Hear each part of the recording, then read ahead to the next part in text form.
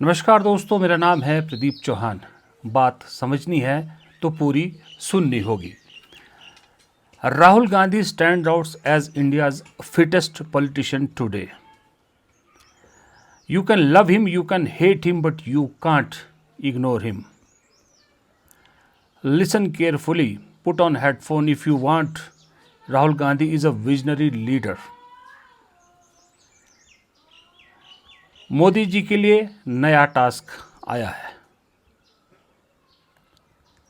Must watch full episode on Rahul Gandhi's official YouTube channel.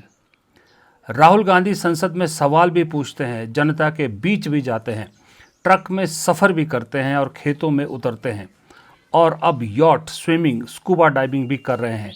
अब देश पूछ रहा है, साहब ये नया टास्क कंप्लीट कर पाएंगे? आप सोच रहे होंगे ये मैं क्या पढ़ रहा हूँ। दरअसल ये सारे कमेंट्स मैं एक्स पर पढ़ रहा हूँ, सिर्फ एक्स पर, सोशल मीडिया हैंडल एक्स पर, जो राहुल गांधी के इस ताज़ा वीडियो ने जो सोशल मीडिया पर एक भूचाल ला दिया है। राहुल गांधी का ग्रेट निकोबार प्रोजेक्ट का खुलासा करना, उसकी सच्चाई दुनिया के सामने रखना मेन मकसद था उनका अंडमान निकोबार जाना। लेकिन उस बीच जो राहुल गांधी का ये वीडियो आया है स्कूबा डाइविंग का, ये सारे कमेंट मैंने इस स्कूबा डाइविंग को लेकर पढ़े। अब मैं भी कई बार सोचने पे मजबूर होता हूँ कि राहुल गांधी अब और क्या करेंगे। ये आदमी रोज़ नई परत खोल रहा है। ये आदमी रोज़ नए, जैसे प्याज का एक एक छिलका, एक एक परत उतरता है ना, तो अंदर से बेहतरीन बढ़िया माल दिखता रहता है। उसी तरह से राहुल गांधी भी अपनी एक एक परत उतार रहे हैं, और हर बार जब नई परत उतरती है, नया राहुल गांधी और बेहतर राहुल गांधी नज़र आता है। अब इस स्कूबा डाइविंग से याद आपको भी आया होगा याद कि एक बार प्रधानमंत्री भी गए थे अंडमान निकोबार, और लक्षद्वीप गए थे, सॉरी। उनकी भी कुछ ऐसी तस्वीरें आई थी, और वो तस्वीरें कितनी आर्टिफिशियल और कितनी ज़बरदस्ती की मैनेज की हुई थी। और राहुल गांधी की स्कूबा डाइविंग की तस्वीरों में दिन रात का फ़र्क दिख रहा है। इसीलिए सोशल मीडिया हिला पड़ा है राहुल गांधी के इन वीडियोस से, इन तस्वीरों से।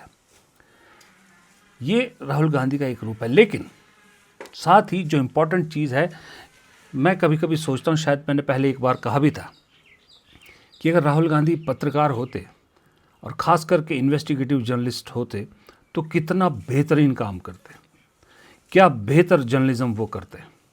क्योंकि जो जर्नलिस्टों का काम है वो राहुल गांधी कर रहे हैं, जो पत्रकारों को करना चाहिए वो राहुल गांधी कर रहे हैं।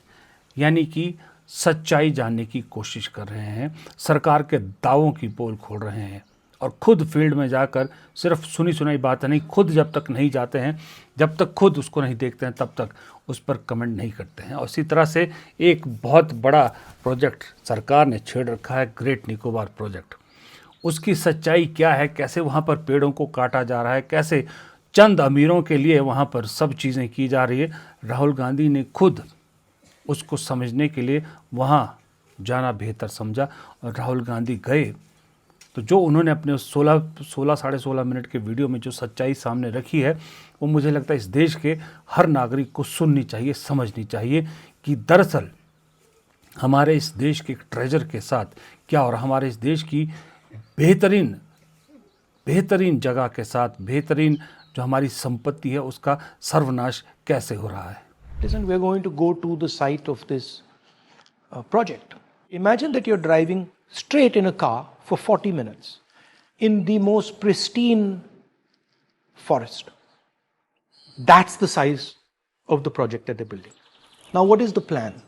The plan is you cut these thousands and thousands of trees and you illegally ship them out and you make billions and billions of dollars. And you use that money to build your hotels, your casinos, and your little real estate play.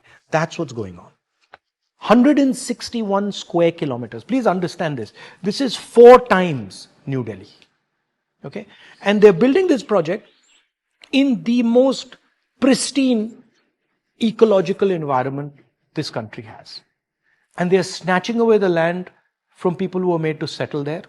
And they're snatching away the land from tribals. ये great Nicobar project की सच्चाई दरअसल कितनी भयावह है, ये राहुल गांधी ने खुद बताया। काश इस देश का कोई बड़ा चैनल का पत्रकार भी वहाँ गया होता, उसने ये सब खबरें की होती, तो आज देश पत्रकारिता में इतने निचले पायदान पर नहीं होता। लेकिन क्या करें, जो पत्रकारिता करना चाहते हैं उनके पास संसाधनों की कमी है, उन्हें शायद घुसने भी ना दिया जाए और ना वो जा पाएंगे। क्योंकि देखो, मेरे जैसे पत्रकार के लिए अगर निकोबार में जाके इस तरह का डॉक्यूमेंट्री करना या इस तरह का एक स्टोरी बनाना आसान नहीं है, क्योंकि इतने संसाधन मेरे पास तो नहीं है। ये बहुत सारे ऐसे हैं मेरे जैसे और भी हैं, लेकिन जो संसाधन जिनके पास हैं, चैनल, अखबार, वो जाते नहीं हैं। ये इन्वेस्टिगेटिव, एक पॉलिटिशियन, एक राजनेता इन्वेस्टिगेटिव स्टोरीज़ कर रहा है, आपके लिए सच्चाई बता रहा है और आपको आईना दिखा रहा है कि आप अपने प्रोफेशन से ईमानदारी नहीं कर रहे हैं, आप बेईमानी कर रहे हैं। इसीलिए राहुल गांधी दिन पर दिन पॉपुलर हो रहे हैं, इसलिए लोग रोज़ नए लोग इनके जो है वो कायल हो रहे हैं। कायलों की संख्या बढ़ती जा रही है और जिस राहुल गांधी को पप्पू बना के छोड़ दिया गया था, पप्पू समझ लिया गया था, उस पप्पू ने सबका चप्पू घुमा के रखा है आज की डेट में।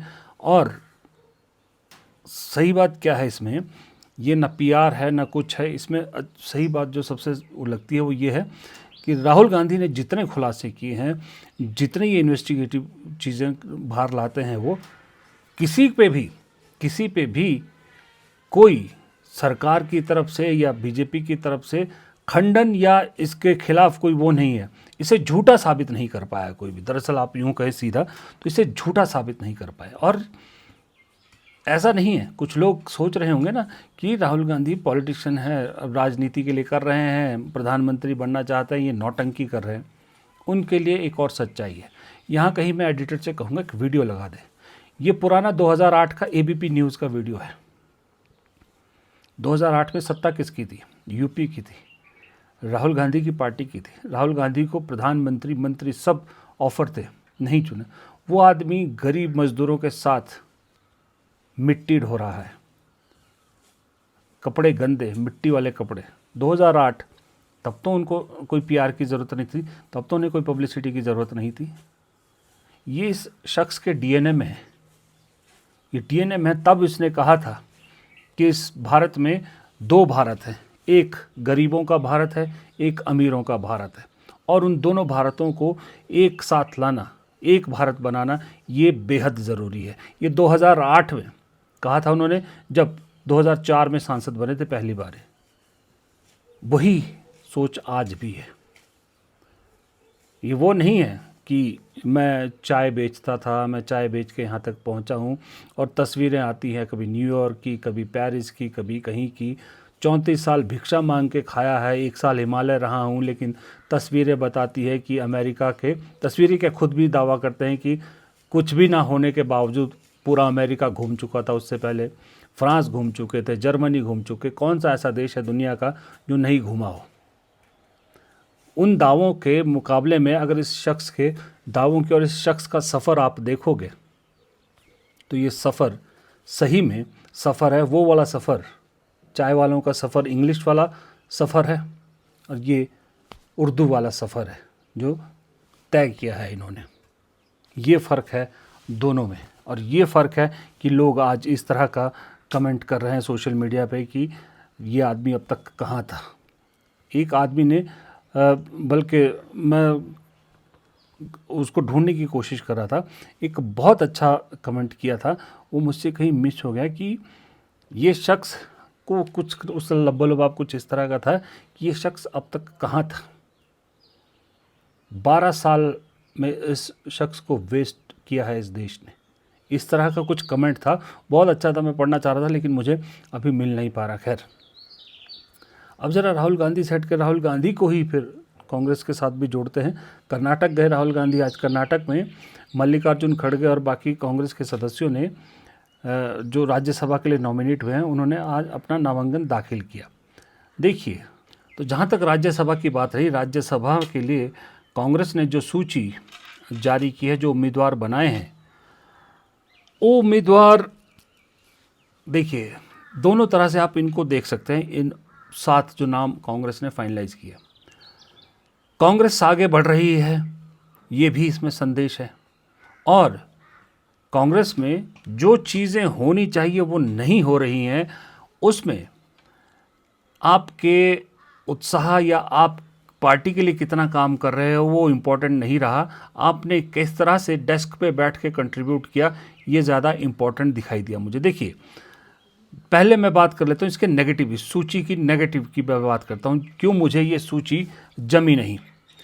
कर्नाटक से मल्लिकार्जुन खड़गे, पवन खेड़ा, मंसूर अली खान। मध्य प्रदेश से मीनाक्षी नटराजन, राजस्थान से नीरज डांगी, तमिलनाडु से प्रवीण चक्रवर्ती और झारखंड से प्रणव झा। पहले बात मल्लिकार्जुन खड़गे की, मेरे ख्याल से 82 साल के हैं शायद। ईमानदारी से बताऊं, मुझे लग रहा था कि मल्लिकार्जुन खड़गे इस बार कहेंगे मुझे राज्यसभा नहीं जाना है, क्योंकि कहाँ टेन्योर जो है 6 साल का राज्यसभा का, 88 साल के हो जाएंगे तब को। मुझे लग रहा था मल्लिकार्जुन खड़गे जानते हैं कि अब कांग्रेस आगे बढ़ चुकी है, युवाओं को मौका देने की ज़रूरत है, तो वो शायद खुद ही मना कर देंगे। लेकिन मल्लिकार्जुन खड़गे जा रहे हैं राज्यसभा, नॉमिनेशन भर दिया। ये मुझे बड़ा डिसअपॉइंटिंग लगा, क्योंकि नज़ीर एक पेश करनी चाहिए थी मल्लिकार्जुन खड़गे को कि हम अब बुज़ुर्ग आदमी जो है 82 कम उम्र नहीं होती, 82 साल की उम्र कम नहीं होती है, कोई 70-72 साल या 68 साल की बात नहीं है। 82 साल की उम्र में अगर आप दूसरों के लिए जगह छोड़ोगे तभी तो कांग्रेस में नए लोगों को आगे मौका मिलेगा ना। आप तो राष्ट्रीय अध्यक्ष हैं, आपको जो ज़िंदगी में पाना था सब पा लिया। इतनी बार के सांसद, इतनी बार के मंत्री रहे हैं आप, कांग्रेस के राष्ट्रीय अध्यक्ष हैं, अभी 28 तक राष्ट्रीय अध्यक्ष हैं आप, कोई आपसे कोई स्टेटस की कोई कम नहीं होने वाला आपका। लेकिन आप फिर भी दूसरों के मुकाबले खुद राज्यसभा जाना चाहते हैं। मुझे नहीं मालूम कि मल्लिकार्जुन खड़गे अब क्या सोच के साथ राज्यसभा आ रहे हैं। दूसरा कर्नाटक से नाम है पवन खेड़ा। पवन खेड़ा को इनाम दिया गया है कि भाई ये सरकार पर तीखा हमला करते हैं, सोशल मीडिया को बहुत अच्छा चलाते हैं, सब कुछ करते हैं, ठीक है। पवन खेड़ा को पिछली बार भी थोड़ी सी वो रह गई थी कि भाई मुझे नहीं मौका मिला, इस बार उन्हें मौका मिला है, अच्छी बात है। पवन खेड़ा लड़ाका है, नो डाउट, राहुल गांधी की टीम के अच्छे सदस्य हैं। लेकिन हाल ही में जो असम में उन्होंने इतना बड़ा मोर्चा खोला हिमंता बिस्वा शर्मा के खिलाफ, और उसके बाद सिर्फ गिरफ्तारी के डर से जिस तरह से पवन खेड़ा अंडरग्राउंड हो गए थे, वो मुझे थोड़ा सा डिसअपॉइंटिंग लगा। मुझे क्या, बहुत से लोगों को डिसअपॉइंटिंग लगा, क्योंकि लोगों का मानना था, असम के लोगों का भी मानना था, जब मैंने बात की थी कुछ पत्रकारों से, कि अगर जिस तरह से पुलिस उनको ढूंढने आई थी, अगर पवन खेड़ा गिरफ्तार हो जाते, क्योंकि केस में कोई दम तो था नहीं, बेल तो मिलनी थी, आज नहीं तो कुछ दिनों बाद मिल जानी थी, लेकिन अगर पवन खेड़ा गिरफ्तार हो जाते तो असम में पूरी गेम पलट जाती।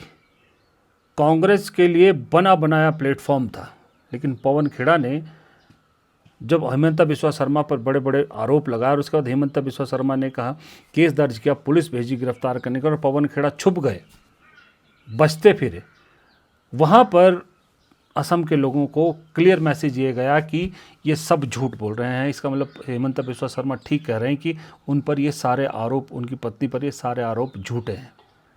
वो पवन खेड़ा ने एक बहुत बड़ी गलती करी। अब ये है, अगला नाम है मंसूर अली खान। ये मंसूर अली खान है, ज़रा इनका बायो देखिए। Educationist, AI secretary Kerala and Lakshadweep, 2024 INC candidate for Bangalore central, ये सब तो ठीक है। Sharing data driven insight on social and political issues. आपने क्या मंसूर खान का नाम पहले सुना था? मैंने तो नहीं सुना, ईमानदारी से बताऊं। लेकिन इन्हें भेजा जा रहा है राज्यसभा, क्योंकि ये डाटा प्रोवाइड करते हैं। डाटा, कांग्रेस में आजकल डाटा को लेकर ज़रा कुछ ज़्यादा ही वो है, उसको बड़ा महत्व दिया जाता है। अब आइए मध्य प्रदेश, मीनाक्षी नटराजन महिला हैं, राहुल गांधी की टीम से है, नो डाउट, लेकिन पहले भी राज्यसभा रही हैं। क्या मीनाक्षी नटराजन को फिर से रिपीट करना बहुत जायज़ है? अगर आप किसी महिला को भेजना ही चाहते थे तो वाई शर्मिला को क्यों छोड़ा गया? हवा भी बनाई गई, वाई शर्मिला को राज्यसभा भेजा जा रहा है। आपके लिए लड़ रही है, ग्राउंड में आपकी पार्टी को खड़ा करने की कोशिश कर रही है, या और महिला नेत्रियां हैं जो दरअसल, मैं इस सूची में सबसे बड़ी दिक्कत जो मैं बता रहा हूँ वो क्या है कि कोई भी एक ऐसा इसमें नेता नहीं है जिसको देख के दो लोग ये कहे कि यार यहाँ ये बंदा सही लड़ रहा है, मैं इसके साथ खड़ा हूँ। ये सब के सब दफ्तरों में बैठने वाले बाबू हैं। दफ्तरों में बैठने वाले बाबू को राज्यसभा भेजोगे तो फिर लड़ाई तो आपको लोकसभा की लड़नी है ना, लड़ाई तो आपको ग्राउंड में लड़नी है। ये कैसे इंस्पायर करेंगे किसी को? तो मीनाक्षी नटराजन हो गया राज्यसभा, ऐसा नहीं पहले नहीं दिया आपने, पहले भी राज्यसभा थी, प्रभारी हैं वो, बहुत कुछ उनके पास है। एक ऐसी महिला को क्यों नहीं भेजा जो झाड़ू हैं, जो ग्राउंड पे लड़ रही है? अब वाई शर्मिला बड़ा परफेक्ट नाम था इसमें, लेकिन मुझे समझ नहीं आया कि सिर्फ इसलिए कि राहुल गांधी की टीम की है मीनाक्षी नटराजन को रिपीट कर रहे हैं। फिर आइए नीरज डांगी राजस्थान से रिपीट। जिस कांग्रेस में बमुश्किल किसी को कुछ देने के लिए मिलता है, वहाँ नीरज डांगी को रिपीट किया जा रहा है। और नीरज डांगी कौन से बहुत बड़े 30 मार खा हैं राजस्थान की राजनीति में कि भाई इनको रिपीट करना तो बेहद ज़रूरी। चलो मल्लिकार्जुन खड़गे को रिपीट करें और राष्ट्रीय अध्यक्ष समझ में आता है, नीरज डांगी को क्यों रिपीट किया जा रहा है? किसी को कुछ समझ में नहीं आ रहा कि नीरज डांगी किस आधार पर रिपीट किए जा रहे हैं। तमिलनाडु से प्रवीण चक्रवर्ती को राज्यसभा भेजा जा रहा है क्योंकि इन्होंने टीवीके के साथ गठबंधन करवाया, तो उसके एवज में इन्हें तो फिर, और वो ये कहना चाहिए इन्हें तो वहाँ का प्रभारी या वहाँ का इंचार्ज बनाना चाहिए कि आप तमिलनाडु में जगह बनाइए, पार्टी का बेस बनाइए, सब कुछ बनाइए। आप एक युवा, एक पढ़ा लिखा और जो डाटा है पे ही काम करता है, इसे आप राज्यसभा भेज के किसी और की कोई और डिजर्विंग की सीट आप जो है वो खा रहे हैं, जो मुझे गलत लगा। अब अपना अगला नाम देखिए, Pranab Jha, secretary Indian National Congress, incharge communication for Congress president, ये इनकी क्वालिफिकेशन है, incharge for communication for Congress president Pranab Jha. इस पूरी लिस्ट में मल्लिकार्जुन खड़गे खुद, मंसूर अली खान, नीरज डांगी और प्रणब झा, 7 में से 4 नाम, सब की सब मल्लिकार्जुन खड़गे की चॉइस है। मीनाक्षी नटराजन को आप राहुल गांधी कैंप में डाल सकते हैं या प्रवीण चक्रवर्ती को भी डालिए, बाकी चारों मल्लिकार्जुन खड़गे के कैंप से हैं। और इन्होंने बोला भी है बाकायदा कि मल्लिकार्जुन खड़गे जी की वजह से हमें ये मिला है। एक तो आपको बताया मैंने, एक तो उनके ऑफिस के कम्युनिकेशन इंचार्ज है, एक पहले ही हैं, याद कीजिएगा, मैं नाम नहीं लूँगा, मुस्लिम हैं, वो भी कर्नाटक से ही शायद सांसद है, जिनको लेके कांग्रेस के पूर्व प्रवक्ता ने कहा था कि वो खड़गे जी के लिए मटन बनाते हैं बहुत अच्छा, इसलिए उन्हें राज्यसभा मिल गया। अब इस लिस्ट पर भी ऐसे ही तंज कसे जाएंगे। तो ये मुझे कतई ईमानदारी से बताऊं, मुझे एक भी नाम नहीं जमा जो कांग्रेस ने राज्यसभा भेजे। मेरे हिसाब से एक भी डिजर्विंग नहीं था। पवन खेड़ा हो सकते हैं डिजर्विंग, लेकिन पवन खेड़ा को किसी ने बिल्कुल सही लिखा कि पवन खेड़ा को अगर वो लड़ाका हैं, आपको फ़ायदा दे सकते हैं, तो उन्हें राजस्थान से भेजा जाना चाहिए था। और राजस्थान के रहने वाले हैं, राजस्थान में अपनी ज़मीन तैयार करते हैं, राजस्थान में पार्टी के लिए काम करेंगे। अब कर्नाटक में पवन खेड़ा क्या काम करेंगे? राजस्थान से नीरज डांगी को भेज दिया गया, जो रिपीट किया गया, भेजा भी नहीं, रिपीट किया जा रहा है। तो ये हौच-पौच मुझे समझ में नहीं आया, इसलिए मैं तो कहूँगा कि मैं तो 0/10 दूंगा कांग्रेस के लिए। राज्यसभा में जो भेजा गया कंप्लीट वेस्टेज है। ईमानदारी से बताऊं, इससे पहले भी जो भेजे गए थे, एक हिमाचल से अननोन शख्स अनुराग शर्मा, एक हरियाणा से अननोन शख्स, कोई फ़ायदा उनका नहीं होने वाला, वो भी वेस्टेज था, मैं साफ बता रहा हूँ। पर इसका पॉजिटिव एक चीज़ है, पॉजिटिव ये चीज़ है कि ये तस्वीर देखिए, ये तस्वीर बहुत भारी पड़ गई कमलनाथ को। कमलनाथ ने पूरा जोर लगा दिया कि किसी तरह से पार्टी हाईकमान उन्हें राज्यसभा भेज दे, लेकिन पार्टी नहीं मानी। राहुल गांधी ने मिलने तक का वक्त नहीं दिया।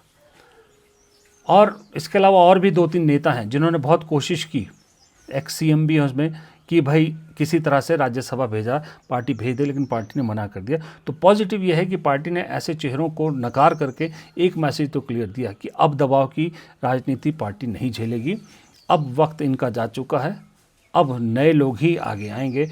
लेकिन फिर यहाँ ये आता है कि अगर इनके दबाव में काम नहीं कर रही तो मल्लिकार्जुन खड़गे कैसे फिर 4-4 लोगों को अपने साथ राज्यसभा लेके जा रहे हैं।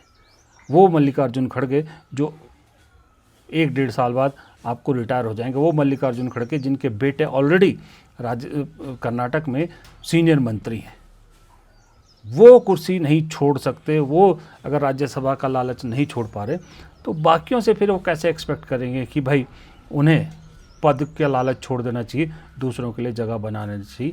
ये मेरा एक बहुत बड़ा सवाल है। फिलहाल इस वीडियो में इतना ही। वीडियो पसंद आए तो लाइक कीजिएगा, शेयर कीजिएगा, कमेंट बॉक्स में अपनी राय आप भी रखिएगा। ये जो कांग्रेस ने भेजे हैं इन पर आपका क्या कहना है, और चैनल को सब्सक्राइब करना मत भूलिएगा। नमस्कार।